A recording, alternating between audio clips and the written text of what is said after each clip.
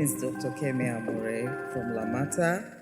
And we all know LAMATA, what we do is a transport agency that was actually set up to plan, to implement and regulate multimodal transport system in Lagos, actually, and to ensure seamless mobility and customer satisfaction through committed professionals. So, actually, talking about transportation in Lagos, I'm very sure everyone knows what Lagos is, the population, and the chaotic nature of transport system in Lagos. Now, we can't take it away from the informal sector. They have been there for a very long time. So we are established, to provide more efficient transport system, multimodal transport system in Lagos. So actually this master plan actually sitting with LAMATA. It was initiated by LAMATA because when we see what is going on, a study was conducted to identify all routes. That is, we're able to identify all the rail corridors, all the BRT corridors, all the waterways, and also the ring roads. We also identify areas where non-motorized transport should be. So this is actually what we have in the Transport Master Plan. And the Transport Master Plan, we are supposed to implement this gradually, which we have started implementing. One of the rail corridor, which is the blue line on the Badagry Expressway, construction is ongoing, and hopefully we'll be able to implement that soon to cushion the effect of congestion along that corridor. Then we identified 9 BRT routes, 9 BRT corridors, and presently we've been able to implement 2. The one on Ikorodu Road, that is mile 12 to CMS, and the extension to Ikorodu Town. Then also we identified Waterways too, which we've been able to implement some. We have water terminals at Ikorodu and all the rest like that. So these are the things we are gradually implementing. Thank you. So if I'll stay with you, so in terms of the master plan, is LAMATA, do you have the sole responsibility for implementing the content of the master plan? Or is there room for private players in implementing the content of the master plan? Definitely. Definitely there's a role for private investors, private operators in implementing. Because if you look at what we are implementing, is a PPP thing. The government provides infrastructure while operation basically. No, when I say private here, I'm not talking about just investors, I'm talking about innovators, like private companies also operating to implement the content of that master plan? Or is the state intending just to execute with funding from the private sector? It's not just state. For that master plan, it's not just state. Private companies too are involved. And how can we get a copy of that master plan? Are we supposed to be able to see that a copy of that master plan? Well, to be honest, the master plan is not presently for public use now. Why? Well,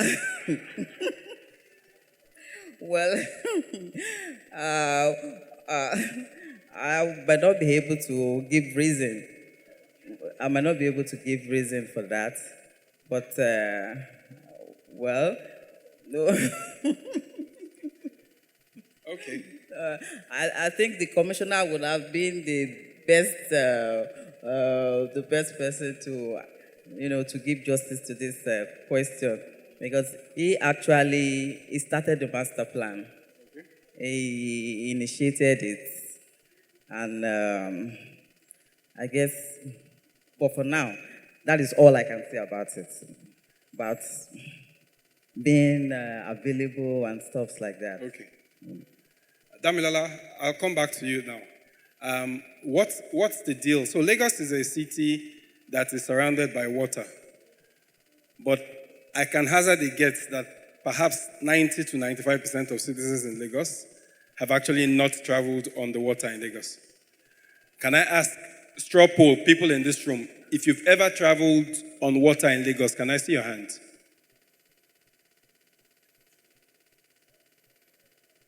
Okay. Huh?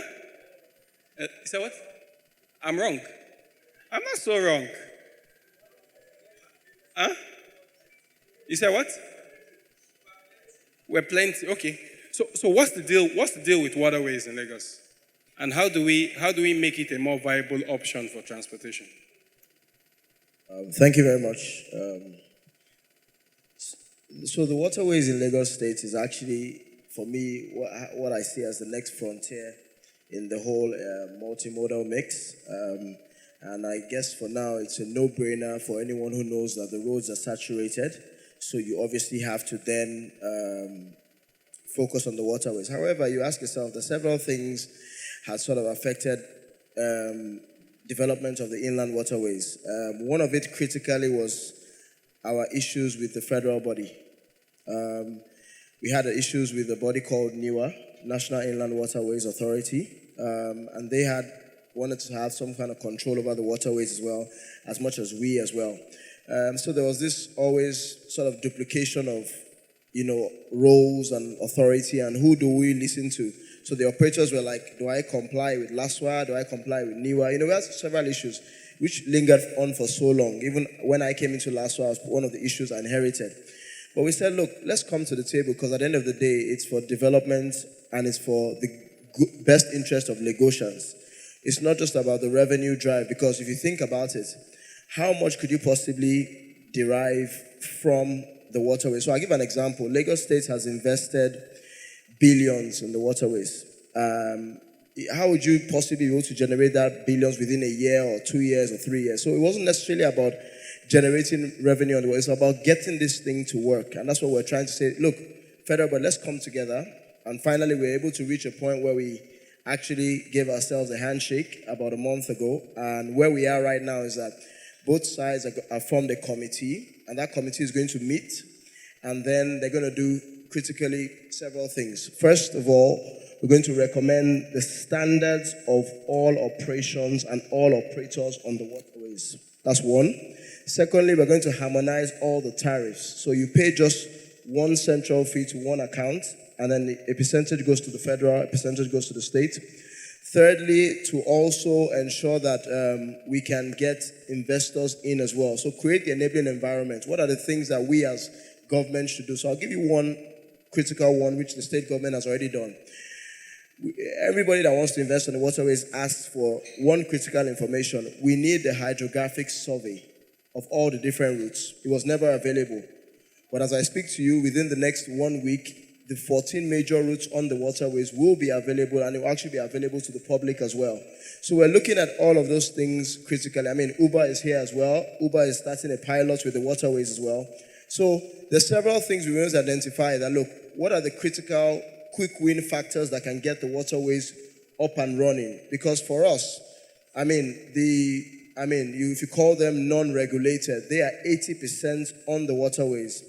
We're still going to invite new players into the sector, but we must make sure that whatever system we bring into place must also absorb and cater for those current operators who we've told that they have to raise their standards and are now looking for how can government support them to raise the standards. Because that's critically the reason why people don't travel commercially on the waterways, because of the kind of boats that are currently there.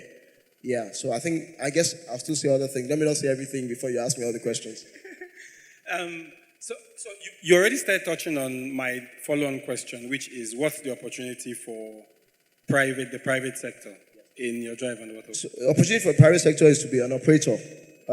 Critically, government is already creating the infrastructure. Government is going ahead to set up an emergency and rescue service on the waterways. Government is setting up a control room. Government is giving access to data. So it's critically for is to just be an operator. An operator vying any of the 14 major routes we have. And also, apart from that as well, apart from the fact that you're going to move passengers, there's currently a feasibility study about to be conducted in terms of moving goods on the waterways. And moving goods, I'm sure you know, doesn't have to do with only the states. We have to obviously bring MPA in and bring LAMATA in. And when you now put in the whole mix together, then it takes a bit of time because they're trying to get the federal bodies to work with you. So goods is the next thing as well. While we develop the passengers, we develop the goods and then open up the tourism aspect of things as well. Because there's a tourism master plan, which was done by, I think it was Ernst & Young, which is like a 10, 20-year plan, which the waterways as well sinks into that as well. Yeah. And you said 14 routes at the moment. 14 major routes. So how do you increase that? And I was telling you earlier, when I lived in Ikorodu, to get to Yaba, I'll have to get to Lagos Island and then take a taxi from Lagos Island back to Yaba because there wasn't any stop. Well, that has changed now because there's a jetty in Bariga. Yes, but even Bariga, I'll still have to take it. It's all about connectivity and about the last mile connectivity. So, for example, the terminal which my office is based is in Falomo, right? Majority of the people, Ikorodu terminal possibly has the highest number of people.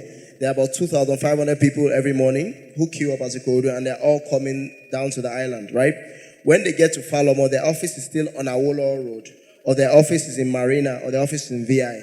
They still have to either connect to the bus, the taxi. Right now we have the Ubers and we have the go-karters who come in and pick them, or who can pick them not too far away. So it's still about that whole multimodal connectivity as well. So you still have to connect to another mode of transportation, which is what she spoke about, and LAMATA as well is trying to do as well.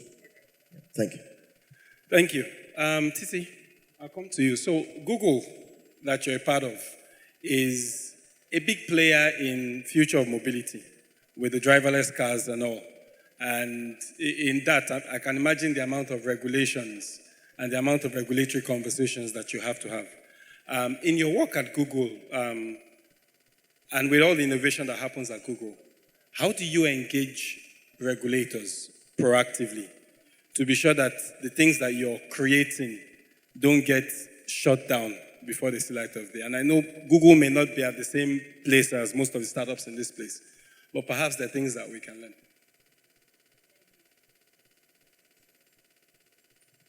Thank you, Femi. So, like I told you, I think the first thing I'm going to do is debunk some myths that Google is not like a regular startup.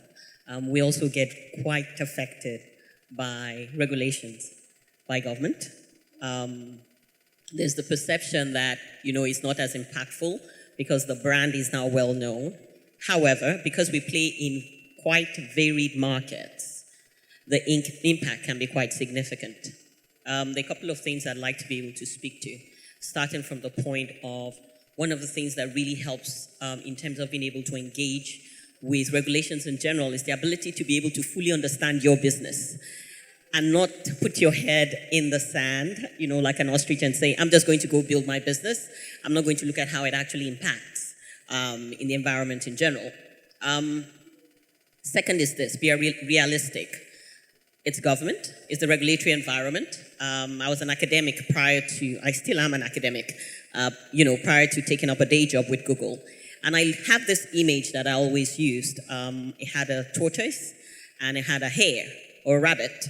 And the tortoise was, government and regulations, and the hare was consistently innovation.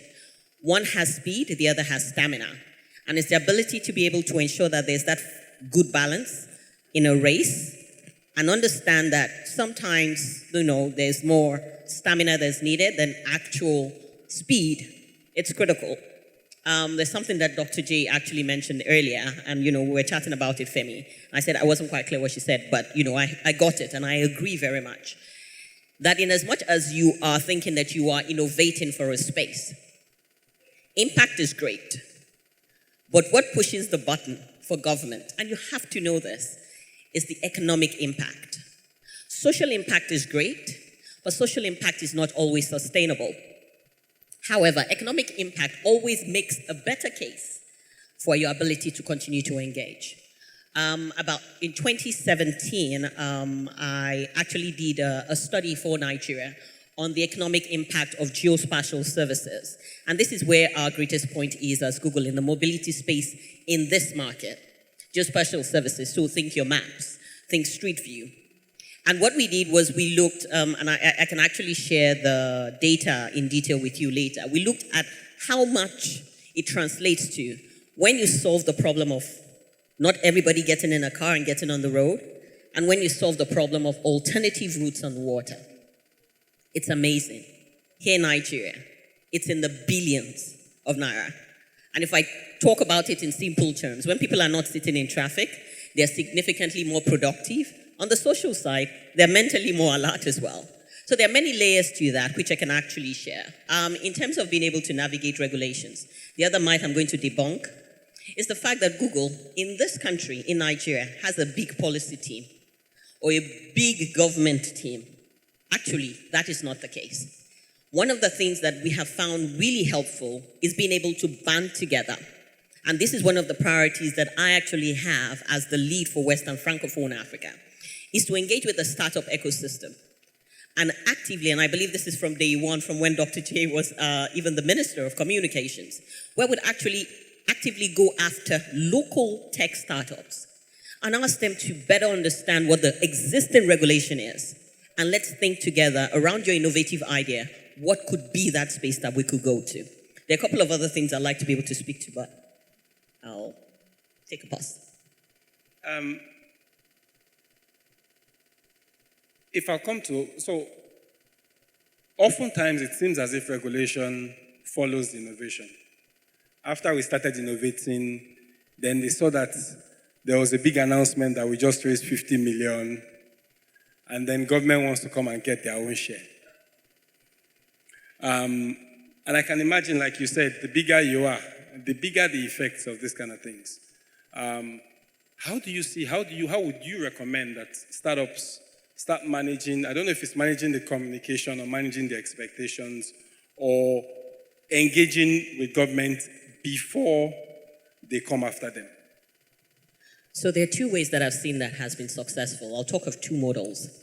In Mauritius, there's the sandbox regulation around innovation. I'm not sure how many startups here. In fact, actually, I should have done this before the questions start coming at the government. How many people here are deeply familiar with the regulation in the sector that you're innovating in? One. Please feel free, look behind. Look behind you. The existing regulation. How many of you are startup founders, or you work for a startup, or you work in the sector? My assumption is everybody here, in one way or the other, actually works in that sector. How many of the people who raised their hands the first time work in a startup? How many of the people who raised their hands the first time work in a startup? This is a good poll. TechCabal, you should run this poll. 1, 2, I'm not wearing my glasses. 1, 2, 3, 4. This is why I asked that question. You think up a great idea as a startup, and you identify that it's going to disrupt this existing sector. There's a phrase I use. It applies to business. Know your competition. In some cases, it's know your enemy. But if you actually don't spend time, some of that valuable startup time, fully understanding what the regulatory environment currently says for the sector you want to disrupt, you will get into the situation around licensing afterwards. Uber is supporting. Uber recognized this a bit further on, but they developed some really interesting, innovating methods. There's a community, I'm not sure how many other places they've actually replicated this, but in Canada, there's a community called Innisfil. It's a town of 37,000 people. One major highway runs through Innisfil, but increasingly the population is aging. What did Uber do? They partnered with the government. Or, I should put it the other way, the government partnered with Uber. Rather than putting in traditional bus systems like BRT that looks like it consistently disrupts what is currently existing. They partnered with Uber such that if you're an Innisfield resident, and you can Google this, if you're taking an Uber within the boundaries of the town of Innisfield, you pay a set fee. Revolutionized. Uber is happy, they are happy. Did extra licensing come in? Not really, because it was playing the dual role. So it goes back to what I was saying around understanding what the existing space is and how it influences.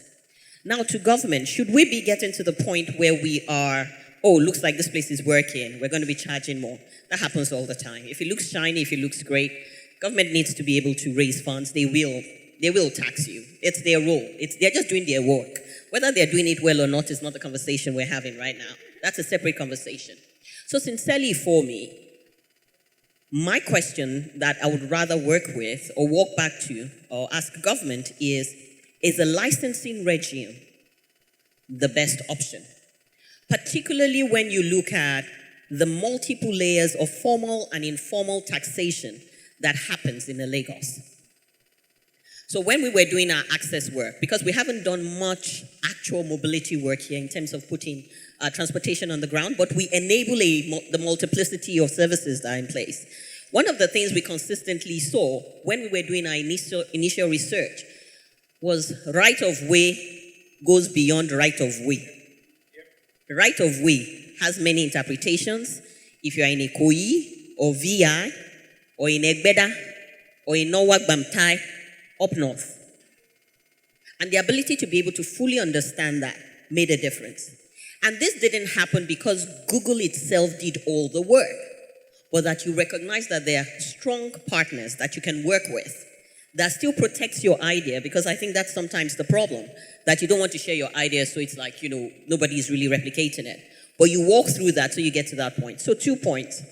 Creative partnerships. 2, sandbox. Regulation is pretty good. And then I think more importantly, think beyond licensing. And if I'll come back to LAMATA and the roads.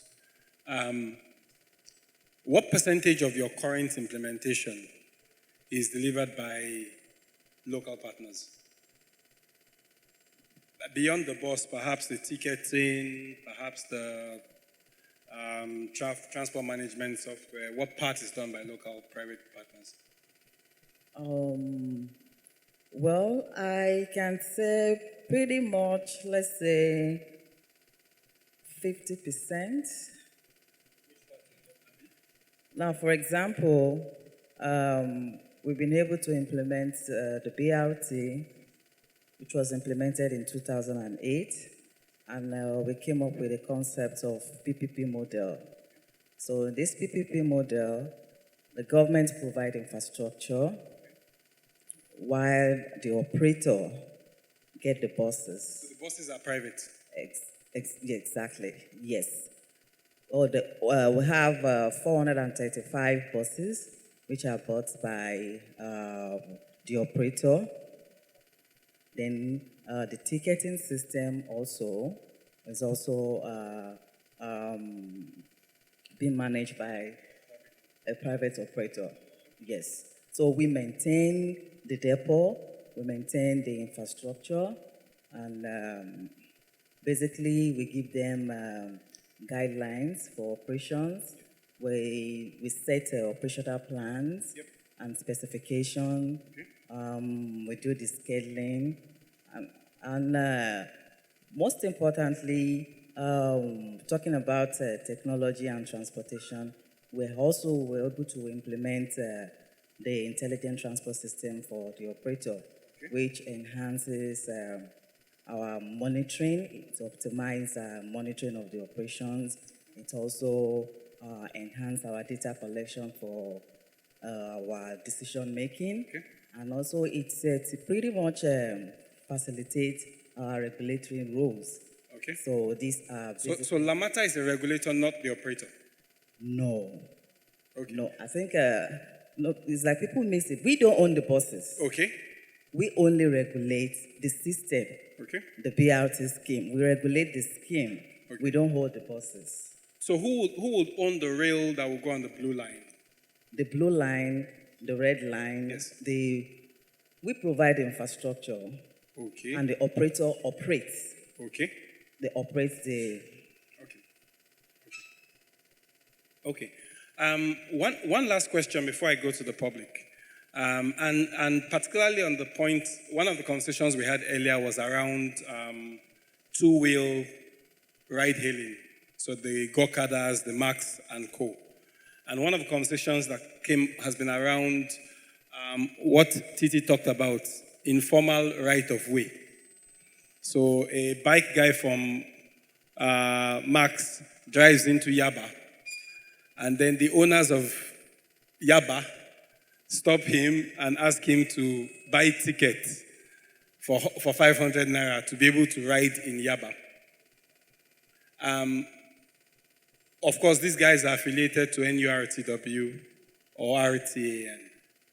So the question then is, who is the regulator really in Lagos? Is it the unions or is it the government? And the licensing that are being considered, will this apply just to the private players or will they also apply to union? Especially considering that union is also an influential player in the political party. Is that question directed to me? You're the only person here in government that handles roads. And if Damilola wants to chip in as well, it'd be good. Okay. Actually, this is exactly. Well, I'll try as much as possible just to shed a little light on this.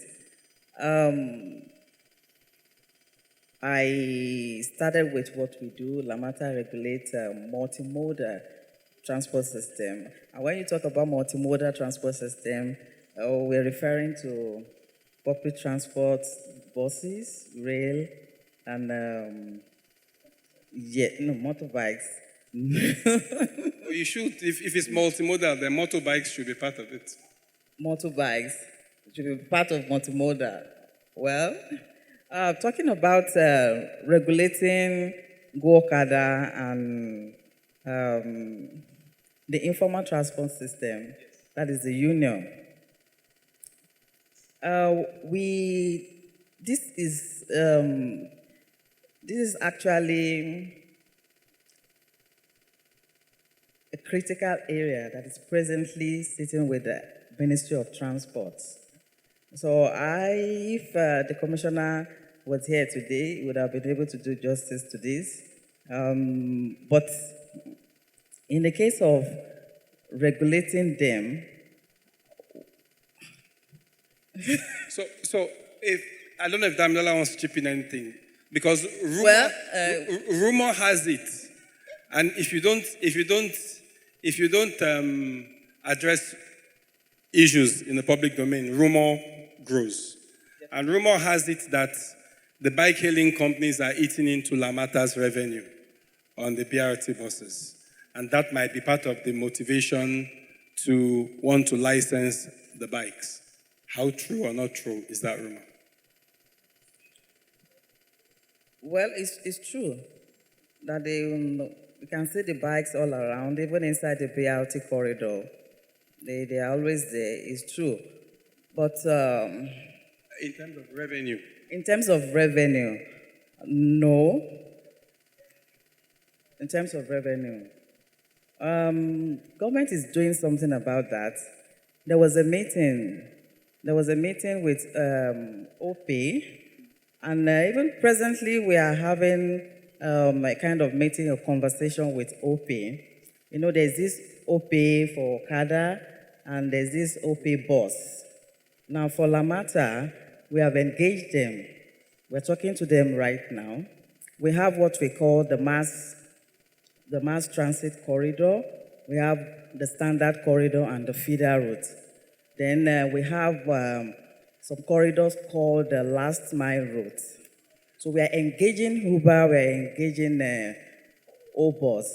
Because what we do, not just, we also give a specification for the type of buses that that will ply all this corridor.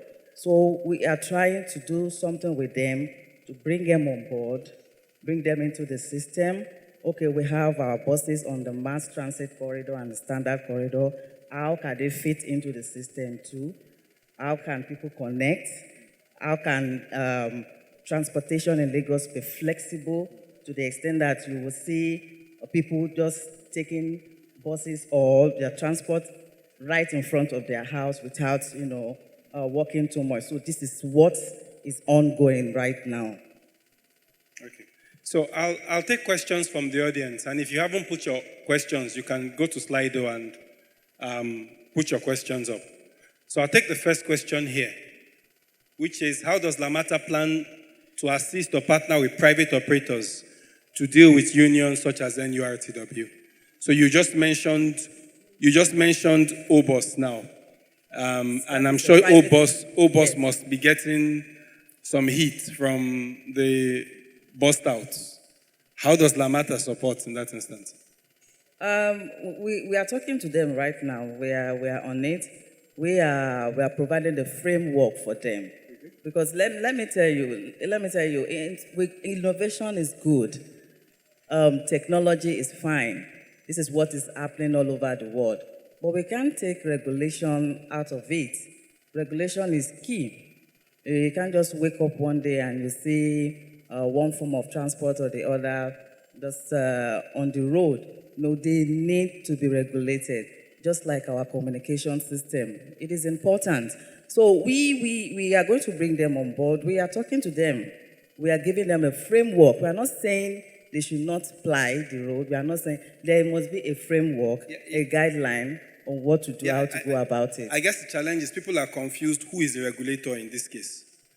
Because is it LAMATA that is the regulator or NURTW boys at the bus stop? No, it can't be NURTW. They are not, just like when I was doing the introduction, I said, NURTW, they are one of the biggest transport union in Lagos. Right from the beginning, they have always been involved in transport system. And I give it to them. They've always tried as much as possible to bridge the gap. Yes. So, but we need to put them, they need to be regulated. There's this bus reform scheme that is ongoing right now, if you are aware of the bus reform scheme. Now we have been able to identify some routes, and we are saying that NURTW, we are going to professionalize them. We intend to, change their buses. We intend to bring on board, train the drivers, make them come on board. We need to formalize them. So this is what we are doing right now. And we've been having a various stakeholders meeting with them to engage them, to let them understand. So that is basically that. Tissy, you wanted to add something? Yes, I wanted to be able to pitch in and say that, yes, there's the regulator, but then there's the critical stakeholder. And that's the Nigerian, the NURTW. It's a critical stakeholder. Leave the politics outside of it. And to their ability to be able to convene and ensure that their members actually conform and allow for competition, that lies within LAMATA's capabilities. So if there are new players, going back to my earlier point, that you're coming to disrupt, you need to be able to identify how you will engage with the critical stakeholders, not just the regulators. And sincerely, sometimes, in as much as one knows that, in the tech sector, if you're a founder or a new business, it's really hard to be able to do all of these things. There are creative ways around it to be able to make this happen. Part of what I am very particular around is being able to convene the startups, to have these conversations, knowing that I'm going to speak Yoruba. If you're going to go have a conversation with LAMATA, it's about complaining about the NURTW. If you're going as yourself, excuse me, it's not going to work. But if you're able to organize yourselves together, that's how you make impact, right? Okay. I'll take another question here. Say Lagos State's 2018 budget performance was 50%. How does Lagos State intend to fund the infrastructure master plan? If it's PPP, how do we keep fares affordable and investors happy?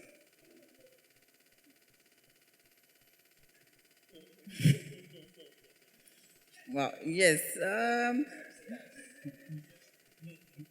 Subsidy, we've always been talking about. And just to add an additional subtext to that, so you told us that the Blue Line construction has restarted. There is also the construction that's happening towards the border.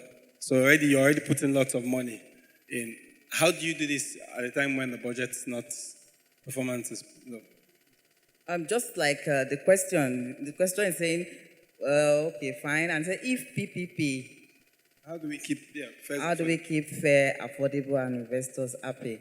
I know right now we want to resume the construction of the Blue Line, and we have private investors that signified interest in funding the infrastructure for the Red Line, and we are talking to them right now. But I will tell you that transportation is not just about want to make profit. Investors must be happy, especially in this environment. It's basically is part of it. You will agree with me. Is a social.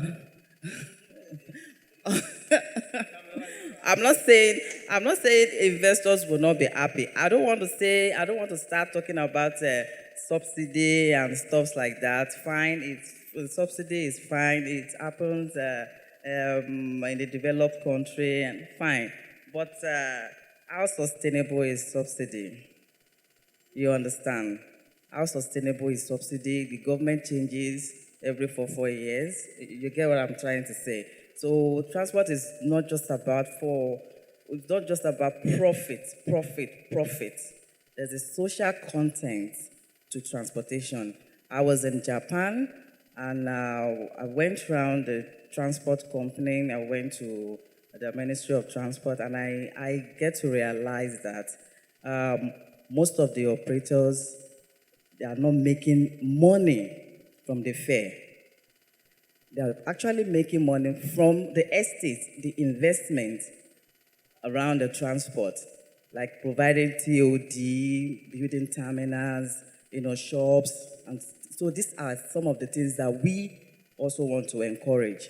Like if you see, we are coming up with a terminal at Marina. We are coming up with terminal at Mile 12. So all these are some of the things we will engage the private operators, not just about the fare, but there are other things that can actually generate money and make investors happy. Damilola, you want to add to this? Well, I think for me, I just want to say that, with these kind of situation, there's a Ministry of Finance, there's an Office of PPP that currently look into financing and modeling, and they will be in the best position to be able to advise on the way forward and how that should be sorted out. That's simply what I just wanted to say. But backtracking to what you said about unions and NURTW or anything like that. 2 weeks ago I was in Amsterdam, and what they said to me in Amsterdam was the way Lagos is the same thing that is happening in Belgium. We've just shipped out our water transportation system to Belgium, and we realized that in Belgium they have unions as well. And we've had to find a way to understand, and we basically told the Belgian government, let's understand the way these unions are working. Let's make sure we absorb them into the system, and that's the only way you'll be able to work. We don't have unions, for example, in Amsterdam, but you have unions in Belgium, which I think is the same thing with us as well. And I think she spoke about it. It's about how well do you understand the sector which you're coming into, and how prepared are you for that? Because, for example, we are learning a lot from what's currently happening on the road, and we don't want the same thing to happen on the waterways as well. So for me, you can ask them, anyone who knows me, I am really, really close to the association on the waterways, who are like an NURTW. And I'm already constantly engaging them and preparing their minds. We have to upgrade the standards. There's going to be competition. You can't avoid it. So it's also learning from that and being able to just push back and make sure that, it's an enabling environment for everyone to be able to thrive. Thank you. My very last question to Titi, and then we'll close. At what stage would you advise startups to start thinking about having someone whose dedicated responsibility is engaging with all these stakeholders? Sincerely, it's sometimes hard, and I've had this, I won't mention which of any of the ones that are currently operating now. The first question I ask is, are you thinking about the impact that government and the law will have on your idea? And from the very beginning, don't see it as a luxury. It's not a luxury. It's make or break for your business. You can get all the funding in the world from investors. But if you are not familiar with the path that you need to navigate, it will break you. The conversation we're having now around the licensing, I promise you, 2.5 months ago, I had a conversation with some of the key players and I said, you haven't identified the fact that this and this needs to happen. Who are you talking to make sure that when this licensing thing comes, what will you do with it? So to the best of your ability, as you're thinking of this great idea, it's not being about being pessimistic in your, I've forgotten the word I was looking for now, but in your ability to be able to map out, this is why it's valuable, map out the obstacles in the regulatory sector, except you're able to fit yourself within a sandbox regulation. And more often than, we don't even have one in Nigeria yet. So maybe that's one of the key takeaways that we actually have. And it can begin with Lagos. With that note, I'd like to thank you all very much for your time. I hope the conversation answered some of the questions we had in the morning. And yeah, thank you.